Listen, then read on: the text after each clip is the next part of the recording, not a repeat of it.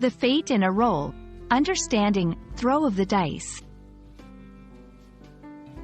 Hello, everyone. Welcome back to our channel. Today, we're diving into an intriguing phrase you might have come across in English: throw of the dice.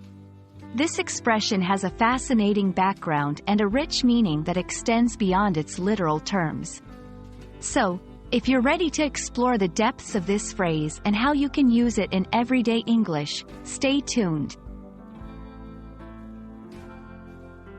At its most basic, throw of the dice refers to the act of rolling dice. Dice are small cubes with different numbers of dots on each side, used in games of chance.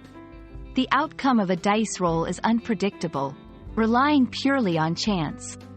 This physical action is something you might see in board games, gambling, or any scenario where a random outcome is desired. Moving beyond the literal, the phrase, throw of the dice, is often used metaphorically to talk about situations that are left to chance or fate. When someone says that a particular outcome is the throw of the dice, they mean that the result is out of their control and depends entirely on luck or chance. It's a way of acknowledging the unpredictability of life's events. How do we use this phrase in everyday conversation or writing? Here are a few examples. Deciding to invest in that startup was a real throw of the dice. Whether we get to the airport on time in this traffic is a throw of the dice. In these examples, the phrase illustrates scenarios where the outcome is uncertain and highlights the role of chance in the situation.